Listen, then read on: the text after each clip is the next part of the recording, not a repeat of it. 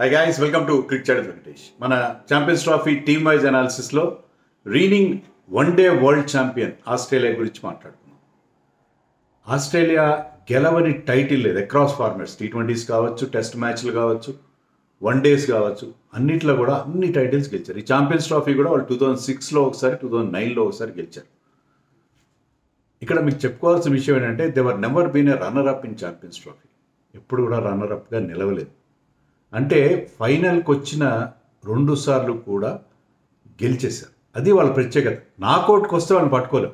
Knockout వచ్చేంత వరకే you can stop them. Once they are in the knockouts, ఆ big match temperament ఉంది వాళ్ళకి. సో దాంతో ఏంటంటే వాళ్ళు ఒక్కసారి గ్రూప్ స్టేజ్ దాటుకుని నాకౌట్ స్టేజ్కి వచ్చారంటే కప్ ఎగరేసిపోతారు. అలాంటి రికార్డు వాళ్ళకి, ఇంపెకబుల్ రికార్డు ఉంది. బట్ హ్యావింగ్ సెడ్ దాట్, ఈసారి వాళ్ళ టీం అంత ఎక్సైటింగ్గా కనపడలేదు. చాలా బిగ్ నేమ్స్ మిస్సింగ్ ఉన్నాయి, ఇంక్లూడింగ్ ఆ పేస్ త్రిమూర్తులు. వాళ్ళు captain Pat Cummins, Mitchell Starc, Hazlewood are missing. Plus ఇద్దరు top class allrounders, Marcus Stoinis, Mitchell Marsh కూడా లేరు. ఇంజరీస్ కావచ్చు, రిటైర్మెంట్ కావచ్చు, పర్సనల్ రీజన్స్, వాట్ ఎవర్. ఇంకా మీరు రిటైర్ అయిన డేవిడ్ వార్నర్ని, అలాగే చాలా కాలంగా ఇంజర్డ్ లిస్ట్లో ఉన్న క్యామరన్ గ్రీన్ కలుపుకుంటే more than half the side is missing. So ఒక సెకండ్ స్ట్రింగ్ స్క్వాడ్తో వాళ్ళు ముందుకు వస్తున్నారు ఈ ఛాంపియన్స్ ట్రోఫీకి. బట్ ఆస్ట్రేలియాని ఎప్పుడైనా తక్కువగా అంచనా గలం చేసే ప్రసక్తే లేదు. ఒక 4 పెద్ద నేమ్స్ కనిపిస్తున్నాయి అక్కడ మీకు. ట్రావిస్ హెడ్ అని, captain Steve Smith, Glenn Maxwell and Adam Zampa. మిగతా వాళ్ళందరూ కూడా ఈ ఫార్మాట్లో పెద్ద ఎక్స్పీరియన్స్ లేని వాళ్ళు, ఎక్కువగా T20 లీగ్స్లో ఆడిన వాళ్ళు. అలాంటి ప్లేయర్స్, ఇన్ఎక్స్పీరియన్స్డ్ బంచ్ కనిపిస్తున్నారు అక్కడ. సో ఈసారి ఆస్ట్రేలియా ఎందుకనో ఆస్ట్రేలియన్ టీం చూస్తుంటే అట్లీస్ట్ ఆన్ పేపర్ అంత ఎక్సైటింగ్గా అనిపించట్లేదు. But they can prove us wrong. They can always prove us wrong. ఎందుకంటే ICC టోర్నమెంట్స్లో వాళ్ళ రికార్డ్ అలా ఉంది. సో వాళ్ళు గ్రూప్ ఆఫ్ డెత్లో ఉన్నారు కదా. సో ఆ గ్రూప్ దాటం కష్టం వాళ్ళకి కూడా కష్టం. ఎందుకంటే అక్కడ సౌత్ ఆఫ్రికా ఉంది, ఇంగ్లాండ్ ఉంది, ఆఫ్ఘనిస్తాన్ ఉంది. ఎప్పుడు ఆడుతున్నారు వాళ్ళు మ్యాచ్లు? 22న, ఈ నెల 22న ఇంగ్లాండ్తో లాహోర్లో ఆడతారు, 25న సౌత్ ఆఫ్రికాతో రావల్పిండిలో ఆడతారు, 28న ఆఫ్ఘనిస్తాన్తో లాహోర్లో ఆడతారు. అది వాళ్ళకి గ్రూప్ స్టేజ్లో వాళ్ళ షెడ్యూల్. మరి 11 ఎలా ఉండబోతుంది వాళ్ళది? 11లో Travis Head and Matthew Short open చేస్తారు. మాథ్యూ షాట్ అంత ఎక్సైటింగ్గా మేబీ, అంటే T20స్లో బాగా ఆడతాడు అతను. సో మాథ్యూ షాట్ కొంత ఆఫ్ స్పిన్ బౌలింగ్ కూడా వేస్తాడు. సో వీళ్ళిద్దరు ఓపెన్ చేస్తారు ఈ 4 లైక్లీహుడ్.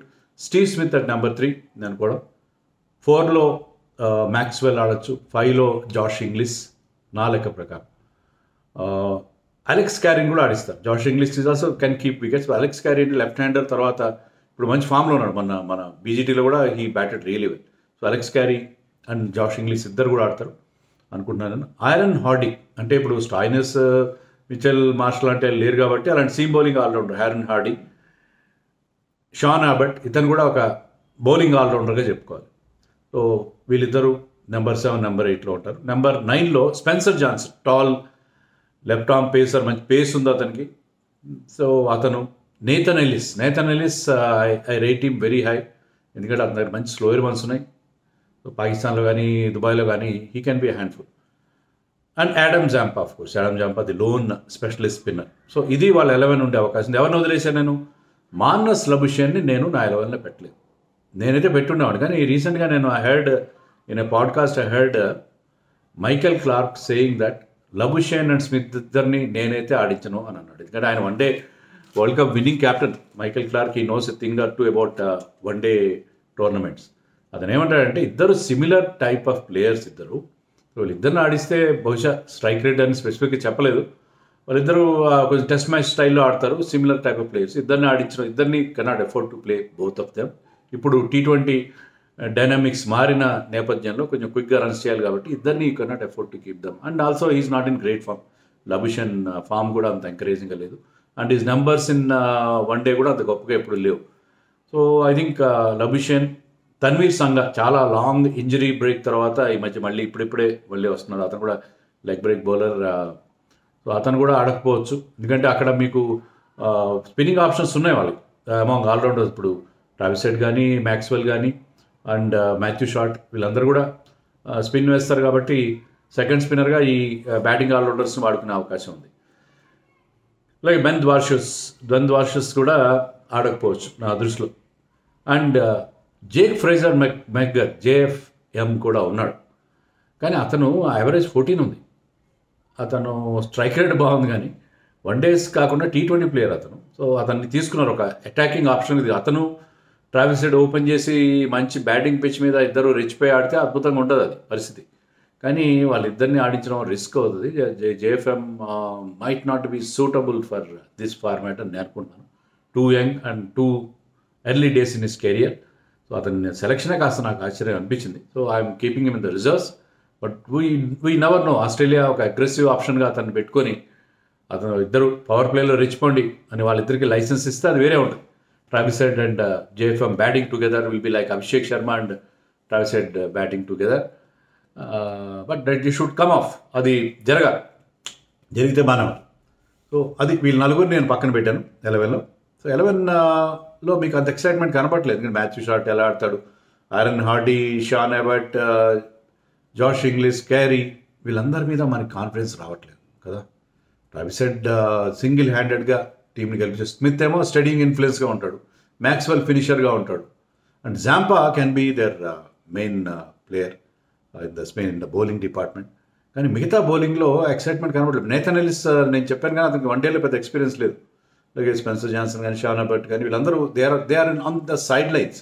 ఎందుకంటే వాళ్ళు ముగ్గురు లేకుండా ఈ టీంని ఊహించలేం. Cummins, Starc and Hazlewood. So they are going to be missed in a big way. దాంట్లో ఎలాంటి సందేహం అయితే లేదు. సో బౌలింగ్లో ఎక్సైట్మెంట్ లేదు, కానీ మంచి ఆపర్చునిటీ కదా వీళ్ళందరికీ, చాలా మంచి ఆపర్చునిటీ, ప్రూవ్ చేసుకోవడానికి ఆపర్చునిటీ. సో ఆస్ట్రేలియా ఇలాంటి బిగ్ టోర్నమెంట్స్లో డిఫరెంట్గా ఆడే అవకాశం ఉంది. కానీ ఏ రకంగా చూసినా కూడా ఆస్ట్రేలియా డెఫినెట్గా ప్రాబ్లమ్స్లో పడే పరిస్థితి కనిపిస్తుంది. మన శ్రీలంకలో కూడా వాళ్ళు తడబడడం చూసాం. బట్ శ్రీలంకలో they played on rank turns. I think అది వేరే సంగతి. Sri Lanka is not part of this Champions Trophy. So Australia still I'm feeling that they are not in great position ఈ ఛాంపియన్స్ ట్రోఫీలో. నాకు అర్థం కాదు ఏంటంటే ఇంతమంది ప్లేయర్స్ మిస్ అవుతున్నా కూడా స్టాయినస్ సడన్గా రిటైర్మెంట్ ఎలా ప్రకటిస్తాడు. అలాగే స్టార్క్ పర్సనల్ రీజన్స్ అని చెప్తాడు. మన ఇండియన్ ప్లేయర్స్ ఎవరన్నా అలా చేయగలుగుతారా? వాళ్ళు దేశద్రోహులుగా పరిగణించరు, ట్రోలింగ్ చేయరు విపరీతంగా. సో ఇంజరీ కాకుండా వేరే రీజన్స్తో మీరు ఇలాంటి మేజర్ టోర్నమెంట్కి లాస్ట్ మినిట్లో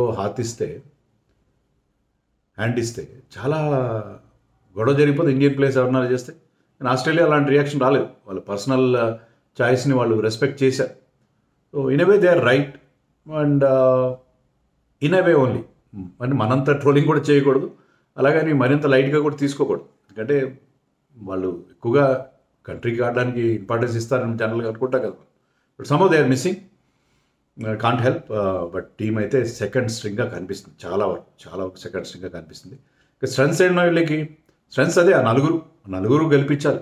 ట్రావిస్ హెడ్ తన ఎక్స్ప్లోజివ్ బ్యాటింగ్తో, స్టీవ్ స్మిత్ తన క్యాప్టెన్సీతో, తర్వాత కామింగ్ ఇన్ఫ్లుయెన్స్గా మ్యాక్స్వెల్ అండ్ జాంపా, వీళ్ళ నలుగురి మీద వాళ్ళు డిపెండ్ అవుతారు.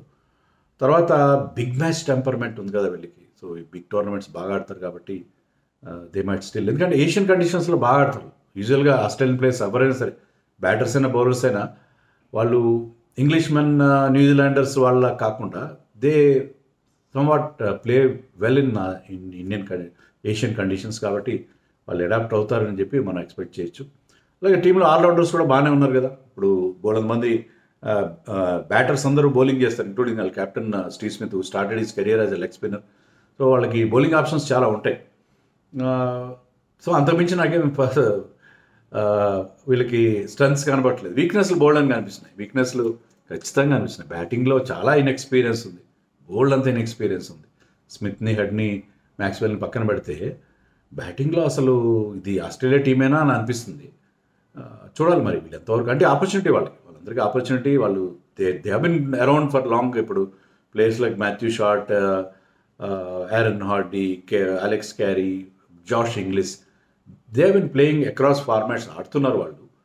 కొత్త ఏం కాదు, ఏంటంటే వాళ్ళకి రెగ్యులర్ ఛాన్సెస్ రావట్లేదు. In and out of the టీమ్గా ఉండే ప్లేయర్స్ వీళ్ళు. సో వాళ్ళకి ఇది మంచి అవకాశం తమను ప్రూవ్ చేసుకోవడానికి. త్రూఅవుట్ ది టోర్నమెంట్ ఆడతారు.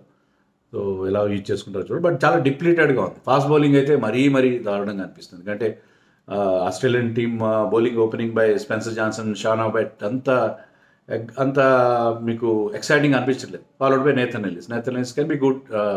బ్యాక్ ఎండ్లో మంచి బౌలింగ్ వేస్తాడు అతను. అండ్ ఇంకోటి ఏంటంటే వాళ్ళకి సెకండ్ స్పిన్నర్ లేకుండా ఒక్క స్పిన్నర్తోనే వెళ్తారు. పర్మీత్ సంఘాన్ని ఆడించే అవకాశాలు చాలా తక్కువ. సో ఇద్దరు స్పిన్నర్స్ ఉన్నారు. India is playing 3 spinners. India is playing 3 spinners. And England కానీ ఆస్ట్రేలియా కానీ they are playing just 1 specialist స్పిన్నర్తో వెళ్తున్నారు. ఆల్రౌండర్స్తో they are trying to get that spin bowling quota, second spin bowling కోటాని ఆల్రౌండర్స్తో ఫిల్ చేసే ప్రయత్నం చేస్తున్నారు. సో ప్రాబ్లమ్స్ ఉన్నాయి ఆస్ట్రేలియాకి. బట్ స్టిల్ నేను చెప్పినట్టుగా వాళ్ళు కనుక అక్కడి నుంచి బయటపడితే నాకౌట్కి ఎవరు వచ్చినా కూడా చాలా నేరోగా వస్తారు. ఎవరు కూడా అన్ని మ్యాచ్లు గెలిచేసి 3-3 గెలిచేసి రైట్ రాయల్గా వెళ్ళే అవకాశం లేదు. ఒక మ్యాచ్లో దెబ్బతింటారు. ఇంగ్లాండ్ కావచ్చు, సౌత్ ఆఫ్రికా కావచ్చు, ఆఫ్ఘనిస్తాన్ కావచ్చు, ఆస్ట్రేలియా కావచ్చు.